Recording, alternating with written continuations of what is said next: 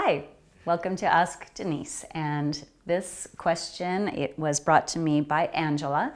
And Angela is having pain and pulling restriction or whatever with her adductors. So our adductors are the muscles on the inner aspect of the thigh, and their main action is to adduct, but some of them flex the hip and some of them extend the hip, and some of them medially rotate the hip, and some of them can actually help with external rotation too. So hip actions, okay? And okay, so the thing is, I know Angela has a lot of range of motion at the hips. And so this is actually not an uncommon problem for people with lots of mobility. Whether they earned the mobility or they were born with the mobility doesn't really matter, because they do tend to be able to exploit their mobility in yoga practice. So, okay, so here's the thing. These adductor muscles are trying to maintain hip stability. So that's one thing we really need to understand. The nervous system prefers stability a lot.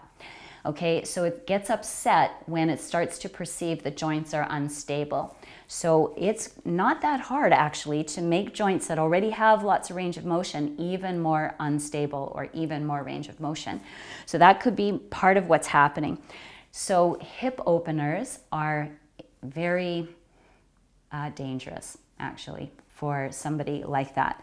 And it puts a lot of stress on the femoral ligament within the joint socket, which can actually cause tearing of the labrum. So it's that serious. It's very, very, very serious.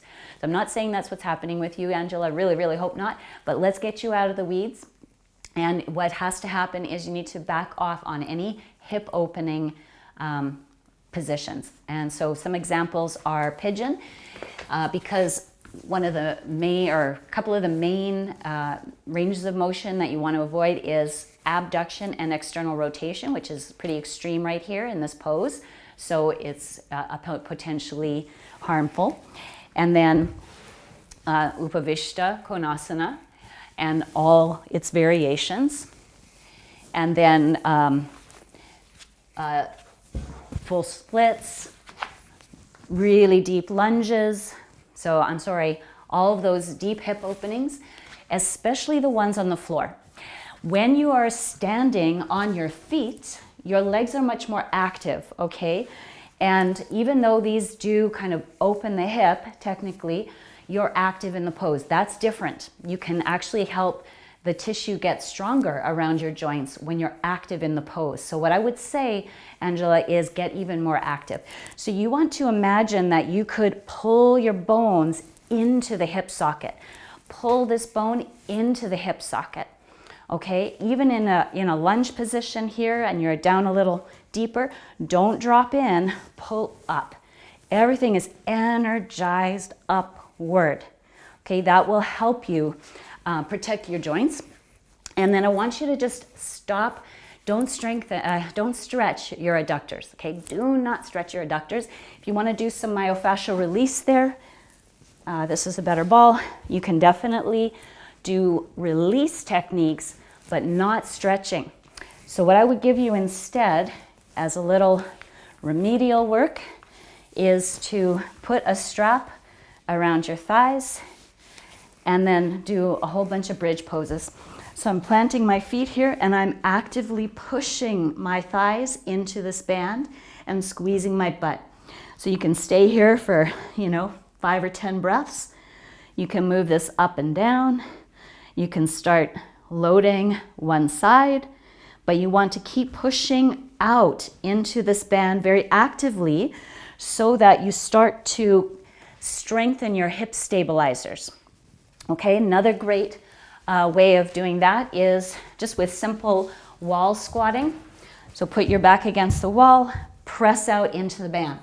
And you're staying here for some time, putting in the time.